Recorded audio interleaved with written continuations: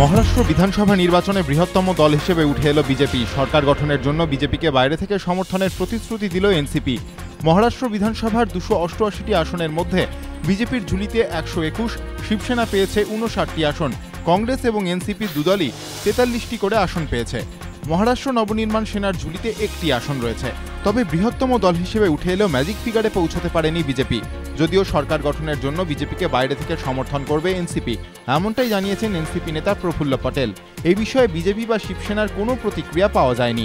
আজ সন্ধ্যায় বৈঠকে বসছে বিজেপির সংসদীয় বোর্ড। এদিকে নির্বাচনে হারের দায় স্বীকার করে মহারাষ্ট্র প্রদেশ কংগ্রেসের সভাপতির পদ থেকে ইস্তফা দিয়েছেন মানিক রাও ঠাকরে।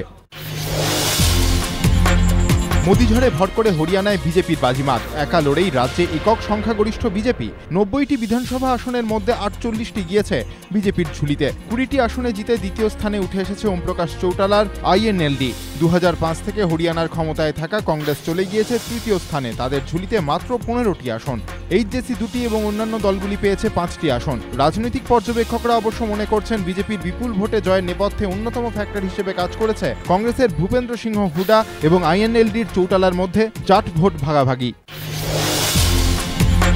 সারদাকাণ্ডে প্রথম চার্জশিট পেশের আগে রাজনৈতিকভাবে প্রভাবশালী আরও 2 ষড়যন্ত্রীকে চিহ্নিত করেছে সিবিআই। তথ্য সংগ্রহের কাজ শেষ হলেই আইনি প্রক্রিয়া শুরু হবে। পিটিআই সূত্রে খবর, সংবাদ সংস্থার তরফে জানানো হয়েছে, তথ্য দিয়ে সহযোগিতার ক্ষেত্রে পশ্চিমবঙ্গ সরকারের বিরুদ্ধে গড়িমসির অভিযোগ তুলেছে সিবিআই। নাবালিকার শ্লীলতাহানির অভিযোগ। সল্টলেকের করুণাময়ী থেকে এক ব্যক্তিকে গ্রেফতার করল পুলিশ। অভিযোগ, 25শে সেপ্টেম্বর সন্ধে আবাসনের সিঁড়ির মধ্যে ওই নাবালিকার শ্লীলতাহানি করেন 64 বছরের তপময় ঘোষ হাজরা।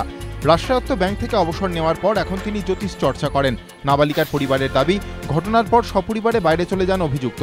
নাবালিকা অসুস্থ হয়ে পড়লে 16ই অক্টোবর বিধাননগর পূর্ব থানায় লিখিত অভিযোগ দায়ের করে পরিবার, যার ভিত্তিতে গতকাল অভিযুক্তকে গ্রেফতার করে পুলিশ। ধৃতকে 9 দিনের জেল হেফাজতের নির্দেশ দিয়েছে বিধাননগর আদালত।